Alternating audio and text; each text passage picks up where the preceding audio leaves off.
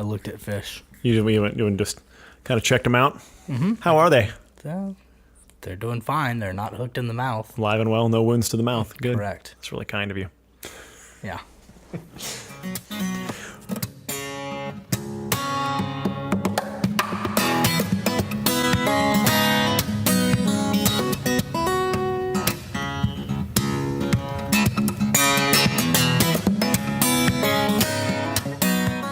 Welcome to the Camo and Hooks podcast. This is Mike. This is Luke. And we've spent plenty of time in the past 3 months talking about all my failures. Mm-hmm. Your turn. Yep. Let's talk about some of yours. Now, I failed just as hard at you as this endeavor, but Yeah. I also don't try quite as hard. So That's right. I got that to hold Or over as you. frequently. Yeah. So allegedly, Allegedly. the spawn is on here in Texas with bass. Yeah, I mean, that's what the government tells you. Do you believe everything the government tells you, Luke? I don't believe what the government tells me, but I believe what all my friends on Facebook and Instagram say, and they have photographic evidence. Everybody's catching fish, man. Holding evidence of that? Yeah. Yeah. So yeah, right now is the spawn. So the female bass will come up close to the bank and lay all their eggs. Sluts. Yep. And then there will be usually like one or two, maybe even three male bass that will protect the nest and protect those eggs. And so, depending on your local fishing hole, you can walk up to the bank and just see them. Right. You can just look, and they're just right there. Hanging out. Yeah. And they're, oh man. So this is like a fish version of the rut, basically, is what we're talking Exactly. about. Yeah, okay. Exactly. And I don't know that there's anything more frustrating than being able to see the fish and just dragging a worm, just like literally hit the fish in the face with the worm and just won't take it. That's been my experience. Right. Although I keep getting pictures from my dad up in the Dallas area, like, check this one out. My dad last week caught 2 6-pound bass. He caught one on Thursday, caught one on Friday at 2 different bodies of water. It was incredibly frustrating. Yeah. I'm so happy for him. So happy for him. Yeah, I love them. The hunting community is succeeding and everyone's experiencing the lifestyle. Blah, blah, blah, blah, blah. Where's my fish? Where's my fish? Yeah, I keep, you notice in my Instagram feed is, I'm the king of the no fish fishing trip photo. Mm-hmm.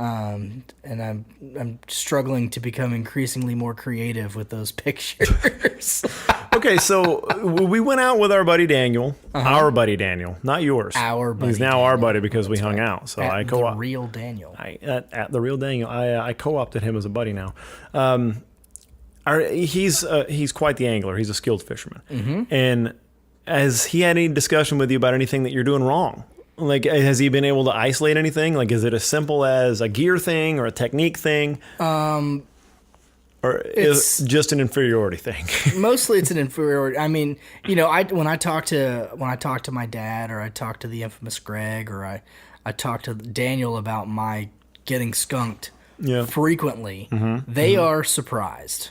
Yeah. Not because it's me, but they are surprised that anyone would go out and fish for 3 hours and not be able to at least catch one fish. Right. When we were out with Daniel, we saw there was a good-sized bass right there in the water, and we did the same thing. I just trying to catch him, and he's like, look, man, if you can see him right there, he can see you. Yeah, that's a good point. So he's probably not going to take whatever it is you're trying to do. Sometimes in the spawn, I was talking to my dad actually this morning. I was on the phone with him as he caught a fish. The universe has it in for you on this now. It sure does. Yeah. It's a cosmic joke. But I was talking to him about it, and he found a male on a bed, and he just bounced that worm right in front of his face and went right by it. And what they're doing, those male are protecting the nest. And so obviously there are other factors, where you are. Even, my dad's in Dallas, I'm in Austin, so that's going to be different. Different water, different temperatures, all that kind of stuff is apparently all affects it. But, and he got that bass to hit just out of frustration, out of aggression. Yeah. Because they're being protective. And I was out this morning and I saw a fish and I drug the worm right in front of their face, and they wouldn't do the same thing for me. But in talking to my dad, I was like, "What? You know what? Let me ask you this: Are you facing the sun or is your back to the sun?" And he said, "I'm facing the sun." Bing. I had my back to the sun. My shadow was casting into the water, and there you go. Huh. So one thing I do always manage to do is come up with an excuse. Yeah. That sounds more like a reason than an excuse. I'll give you a reason on that one. Well.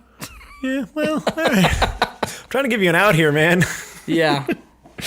Yeah, it's so I've had the frustration of being skunked just in the hunting realm. I just haven't tried fishing as much. You were basically out there for me attempting to fish with you guys. It's my great shame as a man and as a Texan that I don't have the fishing experience that I have. I fished as a kid where everybody did everything for me and stuff. Sure. And there's this big gaping hole. And even more so, I tried to take my kids fishing over at the park. We have a Williamson County park across the road here, and they have a pond that's stocked and everything. It's just, all you can do is catch and release. And we want to go fishing there, and we literally couldn't get any fishing done because I had to wrestle with the equipment for so long that we ran out of time.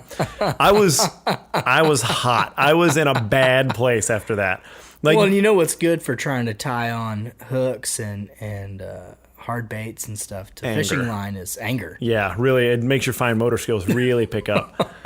It was rough, man. Plus the pressure of the kids. Come on, Dad. And a toddler that just grabs stuff out of your hands every 10 seconds. No, the sharp. Yes. Sharp. And also added to the fact that these are like $6 Walmart rods. No offense, Walmart. That if you breathe on them the wrong way, they get tangled in bird's nest. Yeah. Oh, my Lord. It was the first time where I've had any inkling of, it actually matters if the stuff sucks or not. I'm terrible, don't get me wrong, but even when I did things right, it was just the slightest bit of slack in the line or anything. It just just complete bird's nest. It was a mess. But I was in a bad place, my friend, because that tickled some serious insecurities down there. I can't even take my kids fishing. Yeah. I was so mad at my dearly departed dad at that point. It's like, why didn't you do this for me? It hit some ugly places, and I really had to come to terms with that. But I get the feeling skunked thing from the hunting perspective of it, and that is super frustrating to see everybody else succeed at the same time. You're happy for them, but you're also I'm doing the same things you guys are doing. Yeah, I'm doing the same stuff. I guess it's just a matter of time in. I don't really I don't get it. And yeah, I mean, I'm clearly doing something wrong. Right. Fishing. Right. Well, what I've not been able to do as much as I would like is to go out fishing with those guys who are more successful than me. Yeah, well, being out there with Daniel, yeah. What are you doing that I'm not doing? What's what bait are you throwing? Yes. How are you reeling that back in? How do you decide when to change baits? How do you decide where to throw, all that kind of stuff. I mean, I watch a lot of fishing shows and videos online and stuff like that, so I feel like I've got a pretty good grasp of where I'm supposed to be fishing, when I'm supposed to be fishing, what I'm supposed to be throwing. Yeah. And like I said, I've been out all those places where I can see the fish, whether it's right there on the bank or whether I can see them jumping further out, and just not pulling them in, and it's super frustrating. So this is a weird question and a weird perspective. We can entertain it. Do you think in some cases you and I know too much, as an academic sense, in the academic sense of it, not in the applied sense? We're overthinking everything. We know so many advanced techniques or even just above novice techniques that we unconsciously are trying to apply those, or that we're losing track of the basics, we're majoring in the minors, so to speak. Mm-hmm. Is because that's a concept that I run into in sports and in a lot of other arenas, is that there's more information available to us than ever right now. You literally have all the knowledge of human history at your fingertips in your hand, in your smartphone. Like, are we suffering in this from just having information overload and having too much access to advanced techniques instead of just the dumb bang your head against the wall, go out there and try to fish without knowing what you're doing thing? Well, I was complaining to my boss about not catching any fish. This was last spring. He sent me a picture of him and his buddy fishing out of a John boat, and they caught something like stupid, like 40 crappie. And then he showed me what he was fishing with. Was literally a bamboo pole with a string and a hook. Yep. I mean, right? That's my point. It's like, are we... And the problem is this. There's no good answer to my question. Because if we are, it's invisible to us. Yeah. It's if you're not getting what you can get out of the rod and reel you're using, or if I can't get what I need to get out of the bow and the rig and the optics that I'm using to hunt, I wouldn't know. You know, I don't know what I don't know. Don't know what you don't know. So I almost wonder if it would just behoove us to just go fish off a bridge somewhere with a cane pole and just see what happens. Go back to basics. I mean, there's a reason that's a trope. That's a thing, like the go back to basics thing. Maybe we just never had basics. Yeah. Maybe we never went there. Like, again, I'm not trying to meathead the whole thing, but I went through that with lifting weights. With that, when I started, I did so much research and got really into it and found like the best and shiniest program and the way to do things. And I made some really good progress for a while.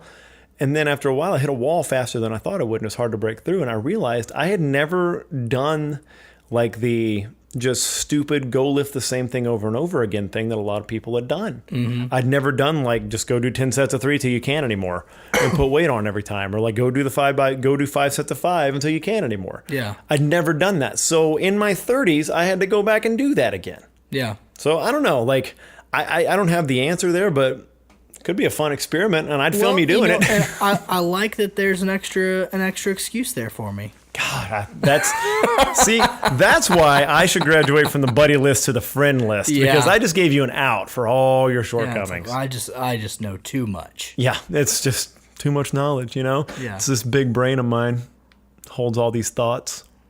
Yeah, that's really all I got, though. And like I realized that I guess some of that was born of my frustration of trying to make those rods and reels work when I really didn't have any experience with making any rod and reel work.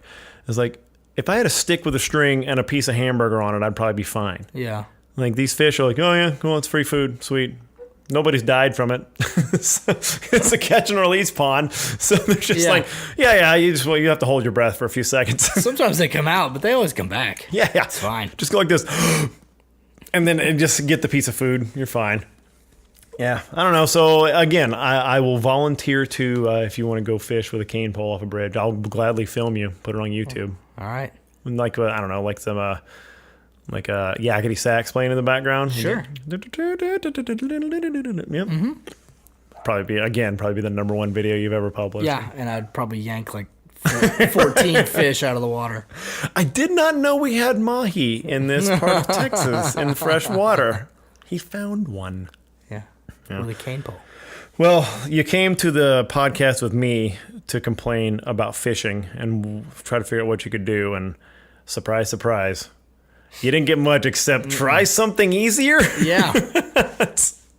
Don't try so hard. Yeah, don't try so hard. Really, that's good life advice for anything, man. If it gets hard, just stop trying. Yeah. Yeah, just give up. Have you considered just giving up? Just quit. Yeah. When the going gets tough, like, just like lower your standards or like change what you're doing completely. There you go. Yeah. Well, with that, I think that wraps up this episode of the Camo and Hooks podcast. Hey, look for us on Instagram at Camo and Hooks. Make sure if you want to subscribe to the podcast, make sure you go to iTunes, Stitcher, Google Play. We even put these up on YouTube now, so watch us there. And on iTunes especially, you got to rate and review. That's a big deal. That helps us a lot. Pushes us up, gets us new listeners, all that kind of good stuff. If you're watching these on YouTube, hit the little bell that subscribe, shows you when new episodes come out. You got to share though. You got to share this wealth of knowledge, including, hey, try a bamboo pole. You got to share this with everybody. Groundbreaking stuff comes out of this podcast, y'all. That's right. All right. Well, we will talk to you next time. Bye.